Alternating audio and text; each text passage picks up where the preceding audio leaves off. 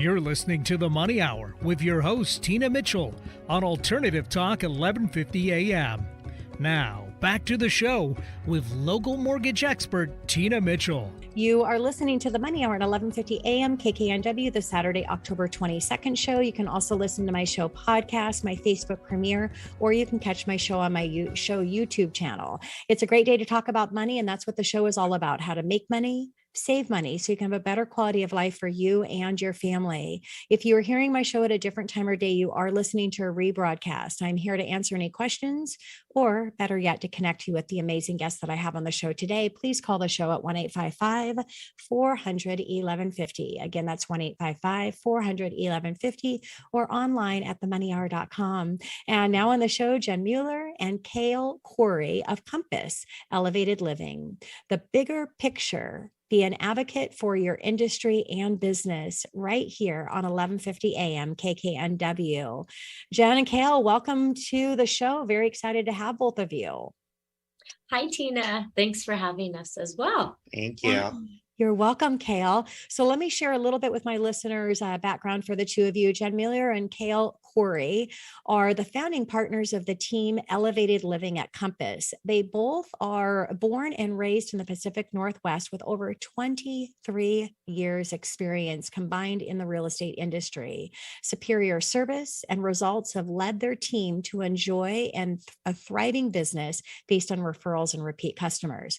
Both Jenn and Kale have separately been recognized by the National Association of REALTORS as a 30 under 30 winner, prestige honor highlighting 30 top performers in the U.S., in addition to receiving the Young Professional Achievement Award from the Seattle King County REALTORS.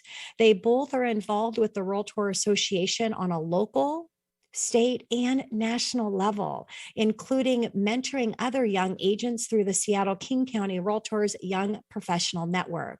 And I want to give a thank you to both of you for your service in the industry and advocate for home buyers and for REALTORs. Your time and commitment is appreciated as you are protecting and creating policies to benefit home ownership. So very excited to have the two of you on the show today.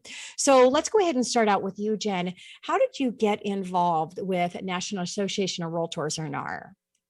Sure. So one thing to understand about the National Association of REALTORS is we are a body of 1.5 million members. Wow. So we are actually one of the biggest trade organizations in the entire country. That's huge. I mean, there's no other organization as big as the National Association of REALTORS. So when you really break it down, we have the local, state, and national. And really, from my experience in getting involved, it all started with the ask. So really back in 2013, a good friend and colleague of mine, Georgia Stevens, who's actually heavily involved in our REALTOR Association, had asked me to come to a Young Professionals Network happy hour. And I really had no idea what it was about other than what she shared with me. And just based on my relationship with Georgia and seeing the things she had been doing, I had no question, and I showed up, and I'm glad I did. And so, what that led me to is seeing the bigger picture in our industry. And it also kind of opened a door to get involved from a local, state, and national level. So that's really kind of my experience in getting exposed to NAR. Well, the task is to ask. If Georgia had not asked you, what a missed opportunity for our community and everything that you do. And I do want to do a shout out as well. It's an honor to be at the level that you have, because you have to be chosen to work your way into the leadership roles that you've taken, Jenn. So congratulations on that. And again, thank you for your service, because you have to run your real estate business. So you're doing that as well as giving back and supporting the community at a very high level. So thank you. Thanks. And Kale, why did you get involved?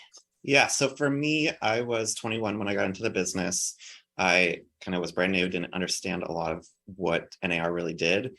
So I attended an event. Jenn happened to be the chair that year of YPN, and that's how we met. But really, it's just advocacy for clients. I think a lot of it comes back to the conversations that you get to have with your clients and really how we're fighting for their rights on a national level. I mean, it's just big in a lot of ways. Yeah, absolutely. And what a powerhouse to bring the two of you together and to be running your real estate practice as a true power team. So a shout out and thank you to you, Kale, as well. So Jenn, can you give an example of how your involvement in the association has had a direct impact on your business? Yes, no, absolutely. So if you think about being involved, we really are at the forefront. So we are in the know of what's happening, from all levels, as I mentioned earlier. And, perfect example of how I can think of the impact was, when COVID first started and, the whole world was shutting down, including the workforce in Washington. And at that time, our WR president, so our Washington Realtor president, Kitty Wallace, stepped up to the plate and was working with our lobbyist to be able to make realtors be essential workers. Yeah. And at that time, there was 12,000 pending sales. So if you were to really break that down and think about it, if we weren't essential workers, how much that would affect housing for families. That would affect, at least 15,000 of our realtor members, but also those families who needed housing at that time. And so within 48 hours of our WR president, headlining this and stepping up to the forefront, we were deemed essential workers. And if you were to think about like the ripple effect of all of this, it affects our stagers, it affected our movers, it affected photographers, designers, all of those different things that mortgage, of course, mortgage inspectors. I mean, it's just, there's so many hands in the pot when it comes to a transaction and advocating homeownership for our clients. And so, I mean, that's just one of many examples of our involvement in what our association has done with the realtors. Yeah. And too, I like how you mentioned just the knowledge and the behind the scenes that you have, and not only helping in the decision making to make the best decisions or to have a voice in that and what's protecting home buyers, home ownership, and the real estate community as well.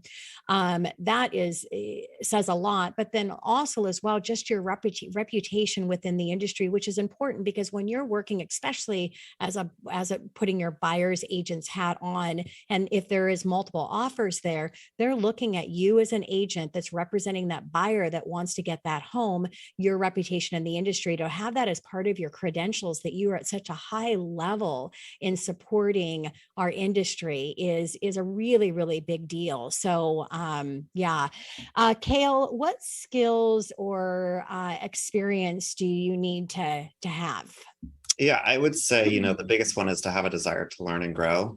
When I stepped into NAR, I didn't have a ton of leadership skills. Most of us get into this business just to sell houses. And really the great part about this organization is you really have people that have been in it before you. So they're willing to teach you the path and show you, you can really take this any way you want to. So, one of the greatest things too is this, again, benefits your clients. So having the ability to come in it with a servant's heart of knowing that at the end of the day, you're really blazing the trail for your clients. We go to the Capitol and legislate on the steps with our senators and, really make sure that those issues that are being talked about show up for your clients too, because, there's bigger things that people don't see. And that's the reason that you hire a realtor. Yeah. You're definitely hanging out with the best of the best. And now you're part of that and you're able to pay it forward for other agents that come into the association. So Jenn, what is your return on investment with volunteering for the association? Yes, well, and that's the key word, is this is a voluntary position. So we do not get paid, to serve, but in return, you have to think about the bigger picture. Everything's an opportunity. And the network of other professionals that we've built throughout this, whether it's local, state, national, we've built a huge referral network where, if we were to reflect, about 50% of our business comes from the agent to agent referrals that we've gotten from, people we've met over time with our involvement. So, that's really a big piece of it. And then also just the education piece of, as I mentioned, being at the forefront and having that insider knowledge that we can share with our clients, and that's part of the advocacy. So there is a much bigger picture to what we do than than you would think unless you actually were to get involved. Absolutely. When you come from a place of contribution, you absolutely monetize on the other side. So Kale, what are your next steps in your leadership journey?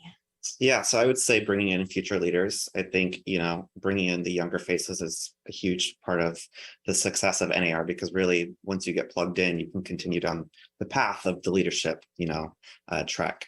They say that the average age in the industry is 56. So I think having younger leaders is really key. Also, one of my favorite quotes is just better decisions are made when diversity is at the table. So really, getting those people into those rooms and having those conversations, I think is huge. And it all starts with both of us, like getting tapped on the shoulder and really making that ask, because most people are too intimidated to go and start that process without somebody inviting them. Absolutely. Yeah. So Jenn, if one wanted to get involved with NAR, what would be the next steps to doing that?